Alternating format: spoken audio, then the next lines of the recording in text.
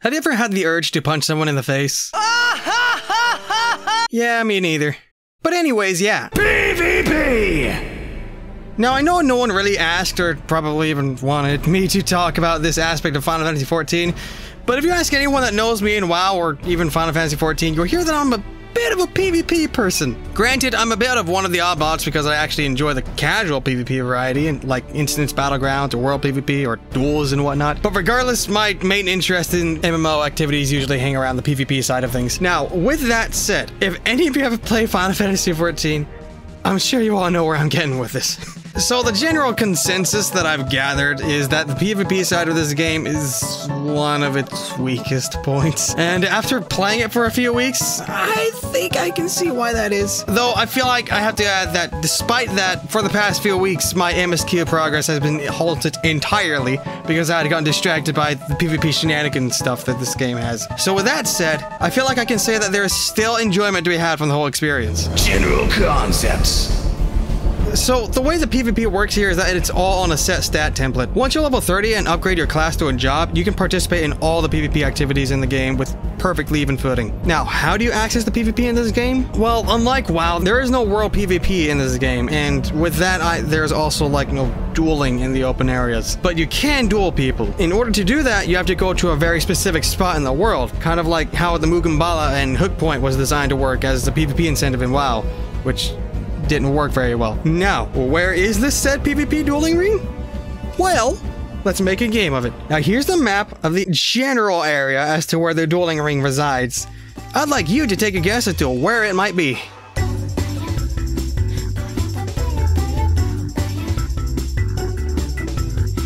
Now, if you pick this location over here, then you're absolutely dead wrong because the dueling ring is all the way in the middle of the ocean! I know how we WoW folks tend to like to say that PvP doesn't get enough attention from the devs, but good God, dudes, this takes it to a whole nother level. You have to go so far out of your way to unlock the small PvP zone over here by doing a quest that takes you to another middle of nowhere place to sell all the way over here. So, yeah. So after you get to the Loner's Pier, you'll realize that your abilities seem to be a little bit different. Because they are. Just about every ability in the game is adjusted to meet the PvP template standards, so that means you have to go through all your abilities again to see what changed. Also, you access these PvP-ified abilities in the PvP profile tab, not the usual abilities tab you go to in literally anywhere else in the world. Something else you'll need to get used to, which applies to the PvE side as well, is the animation locks you have to account for in combat. I didn't really mention this in the other video because, well, I flat out just forgot it. But every ability has some sort of animation lock before it's visually executed. Now, with that said, that kind of automatically implies that you're not going to be getting the fast, super responsive plays that you have in WoW, where you cast an instant cast ability and you can rely on it getting cast instantly. Here, you're going to have to get a lot more premeditative with your things in this game, because as soon as you use the ability, it technically has gone through in the system, but you don't really see the results until after the animation has ended. Sometimes the animation lock flat out blocks you from using another ability until it finishes its thing too, depending on what you play. So there's quite a few things to keep note of there. There's also this weird, almost permanent lag that's really apparent in duels especially. It makes overall reactive plays almost impossible to really do in time, and makes the game more of a fight of premeditation and anticipation more than an actual bar brawl that duels tend to be in WoW. Community! Oddly enough, one of the main reasons that I believe PvP is on the lower end of the spectrum in terms of content, and personally I think is the biggest reason, is because that, well, there just isn't that huge of a PvP community in comparison to other things. Should have even heard that the ERP community in this game is bigger than the PvP community. Well, actually, now that I think about it, it kind of makes sense, because Playboy. Fundamentally, you kind of need people playing it for it to really be a thing, because you can't really do PvP by yourself. It's just kind of how it works. Now, I'm not saying it's entirely dead. The casual form of big group PvP called Frontlines has a pretty decently active player base, mostly because it's the only PvP event that has a daily roulette attached to it. So you get both the PvP folks and the normal folks hopping in for some quick fun. But outside of Frontlines, yeah, the PvP community is really small, and the dedicated PvP player base is even smaller. And I know you WoW folks are probably thinking you'll see a whole bunch of "the community is so great and nice" type of thing despite its size. Well, you might get that the first few days of doing it, but after around a week of hanging around the dueling area, well, eventually you'll run into the more normal PvP crowd that you all are probably more accustomed to. Maybe it's a little bit more tame than Duelotar. I haven't really seen anyone sell people over their IRL profession choices, personal financial standing, or overall life worth based on rating yet, but since the community is worlds smaller than WoW's, fighting words tend to have a bit more of a personal touch to them here. That is when people actually show up. Dueling! So, as mentioned before, you can only really duel in this one very specific part of the game. The place is way off to the east in the Loner's Pier, and it's a square-shaped arena with 4 corner walls in the corners of the ring, and a pillar on the northern and southern ends to use as line-of-sight material. Honestly, dueling is one of my favorite activities in MMOs in general, so this is kind of the place I tend to hang around often by default nowadays. Unfortunately, though, a good majority of my experiences in the dueling ring lead to either me standing by myself at the pier, or me standing by myself while staring at a bunch of people staring at me just outside of the dueling pier. And those get a little awkward. However, when I do get around to dueling, I always end up having a good time, win or lose. Occasionally, apparently, there'll even be some events every now and then at the dueling ring where some players will host a tournament for other people to go through, and the winner gets some type of big old prize, and that's when the dueling ring is like the most packed I ever see. It is a nice change of pace. However, they can get a little wild. Frontlines!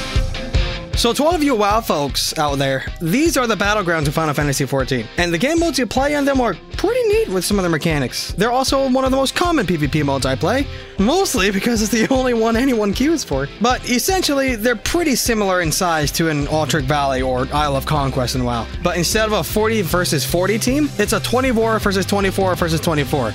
Yeah, you heard me. It's 3 teams of 24 people each, so the overall atmosphere and general tactics people incorporate into this game is a bit different than WoW, since they have to think about that second enemy team when they do things. I personally don't mind it, and I think it's an interesting bit of spice compared to the usual 2-team type of matches I'm used to in, well, everything else outside of Guild Wars 2. There's also this baseline mechanic across all front lines, and wherever killing someone yields your team 5 points and dying loses your team 5 points. So basically you're just like stealing 5 points from another team, and it really encourages both button mash and slaying and cautious introverted avoidance. Now, as interesting as an idea as it is, unfortunately, there just isn't really a wide variety of front lines to choose from. Whereas in WoW, you have Warsong Gulch, Arathi Basin, Alterac Valley, Eye of the Storm, Strand of the Ancient... Isle of Conquest, Battle for Gilneas, Twin Peaks, Silvershard Mines, Temple of Kalmogu, Deepwind Gorge, and Seething Shore. Final Fantasy XIV has Borderland Ruins, Seal Rock, Fields of Glory, and Onsar Hakir. Yeah, when you put them side by side, there's like no comment really needed as to who has more PvP things to do. But let me make things a little bit spicier for you. The front lines are actually time-locked to where you can only do one type of front line each day, and they currently cycle through them every day. So if the limited variety wasn't enough, you're forced to pick only one type of front line per day, and you can't even choose which one. It's already decided for you. And guys, this is actually better than when I started doing the PvP thing, because I started playing pretty much a few weeks before the current season started, and apparently that cycling thing gets turned off entirely when it's that late into the PvP season. So I was stuck with doing nothing but Onsar Hakir over and over and over for a few weeks until this season started. And oh boy, was it a breath of fresh air to not see Onsal again. I'll tell you that much. There are some other interesting baseline rules that applies to all front lines as well. One that I particularly like is this battle high mechanic, where you do more damage and healing the more you fill up this bar over here. And the way you fill it up is by either getting killing blows or assists. So it actually strongly encourages you to be aggressive, and I think it's really neat. I mean, I don't think it'll work well if implemented in WoW, because, well, if someone's going like 22-0 in a battleground, then he's already either got a strong gear advantage, a solid skill advantage, a group of pocket healers, really lucky, or all of the above. And super boosting someone with that type of advantage is probably not the best idea. You also get an extremely punishing slow for 10 seconds if you get hit while mounted. So despite being able to mount anytime you want, quick getaways are kind of a tricky thing to pull off depending on what you're playing. But altogether, it does scratch a bit of that normal battleground itch that I tend to crave, and it's really easy to just hop in and get right into it after you get reacquainted with your PvP setup, that is. You son of a bitch! It can also be a super solid way to level up any of your jobs, because the first frontline roulette you do in the day is like a guaranteed half a level, no matter what level you are. So just doing that one frontline roulette a day can give you a pretty solid EXP boost to any alt job you may be working on. And you don't even have to win. Like, that's just flat out normal. And if you win, it's like a little bit extra, and it's good stuff. In fact, that's kind of how I have this many high-level jobs without having completed Stormblood yet. So that's always a bonus. Rival Wings! So, this is pretty much a MOBA, but you're in it as an MMO pleb. I really wish I could show some footage of it, but for some reason, I decided not to record any of my adventures in there. But some of you may be thinking, well, just queue for it and get in it again. And to you, I respond, I tried. I tried. The only reason I was able to get in the first place was because there was an event going on, and people had to collect these irregular tombstone things to buy limited time items. Rival Wings was one of the things they could do to collect these things, so there was an actual incentive to queue for it. That event I mentioned is now ended, and so the Rival Wings queue just seems to be just permanently dead now. Until they do something like that again, at least. Feast! So, this is the rated arena in Final Fantasy XIV, and to you WoW folks, it's pretty different from the arenas you're used to. Whereas in WoW, you had 2v2s and 3v3s. Here, it's a 4v4 situation, where you also have to have a specific group combination to enter. The goal is to collect more medals than the enemy team by the end of the timer, or until you collect 600 medals in order to win. Yes, you heard me. It's not specifically just a one-life deathmatch like it is in WoW, though it technically falls under the deathmatch category since the only way to collect medals is by killing someone and grabbing their medals. But even so, you can still theoretically lose even if you get more kills than the enemy team. And another thing, CC is actually very sparse in this game. Tanks have a stun, healers have a sleep, physical range DPS have a silence, and melee DPS don't have anything outside of the ninja's half-second silence. Ninja's 1 second. It gets a bit more varied with caster DPS, like black mages have an AoE sleep, red mages have a root and a slow, and summoners have a stun. And keep in mind, every single stun, sleep, and silence of the like lasts only 2 seconds, outside of ninja's half-second. Sleep is 3 seconds. So you only get like literally like 1 or 2 hits in before they're out of the CC. So you don't get a lot of time at all. So if you're expecting a full-on like triple poly combo and just triple cyclones to a full kidney in order to lock down the healer to just annihilate the rest of his team here, prepare to either be disappointed or pleasantly pleased, depending on how you see the CC situation in WoW, because that's not really gonna happen to that extreme. Though, I have to say that the primary tactic does land in the same vein as that. But if both DPS burst a target with 0 CC applied anywhere, the healer and the kill target can still live through it with the use of defensives, burst healing on the healer's part, and defensive stuns and AoE mitigation on the tank's part. And when it comes to those instances, then it's mostly just a mind game with the enemy healer as to who you're going to burst down next, so you'll be switching targets like a madman just to throw the healer off. Another interesting thing that I was not expecting in a PvP environment that's so communication heavy is that you can't actually type anything to anyone when you're in the feast. You get these preset commands to use to tell who's going to be going down when. And the one you'll see the most often is focus target, and they'll pull down like a countdown timer of 5, 4, 3, 2, 1, and when it hits 0, everyone goes in and bursts them. Really handy. But another one I see used a lot is hello and nice job, where they will just spam the crap out of that when you ended up dying for a reason that may or may not be your fault. Yeah, there is a level of toxicity in this game. Hold on.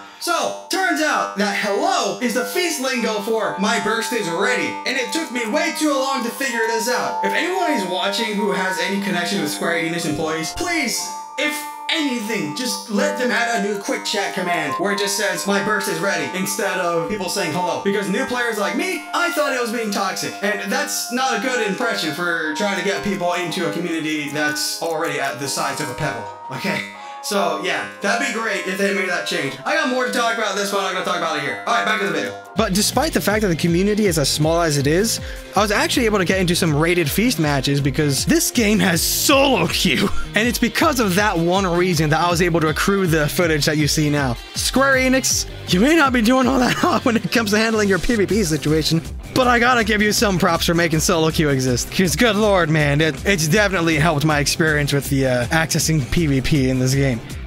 Kind of. Alright, so I'm gonna go back to bashing the dang thing by saying just, holy god, PvP just completely dies at the end of a PvP season. When I was trying to queue for the feast before this current season started, there was just not a chance in the world I was getting in that business. But anywho, that kind of about covers the gist of it for PvP. I can go into detail in several of the things I've mentioned here, but I think I'll reserve that for another time. Personally, my thoughts on the whole thing is I still very much enjoy the dueling experience, and I kind of just wish more people did them. And honestly, I still hold on to my statement that the biggest downside to Final Fantasy XIV's PvP experience is that the community for it is just really, really small. That could also be the effect of a domino effect as well, with the game giving very few real incentive for anyone to jump in outside of the occasional seasonal mounts and gear. And even then, I heard people being upset with some general PvP changes, and apparently, at one point, there was no PvP-specific abilities. You just used your normal PvE kit, and gear actually made a difference. So I entirely missed that boat, apparently. Overall, though, PvP is naturally a fast-paced type of thing where strategy and quick decisive thinking and reactions are the core enjoyment of the experience, outside of directly asserting dominance over another person, of course. And I can definitely see how the natural, slower delivered nature of abilities in this game wouldn't quite yield the standards people tend to hold for a PvP environment, being that each ability has an animation lock of some sorts and whatnot. However, despite its faults and limitations, like I stated at the start of the video, I've literally been doing nothing but PvP for the past few weeks. And call me a sad, strange little man. But I actually have been enjoying the PvP combat in this game. So much so that my biggest problem with the PvP in this game is that there aren't enough people to fight. So fight me, darn it! But anywho, this video is getting long as is, so I'm just gonna wrap it up here. Thank you all very much for watching, and I hope you have a wonderful life. Take care, folks.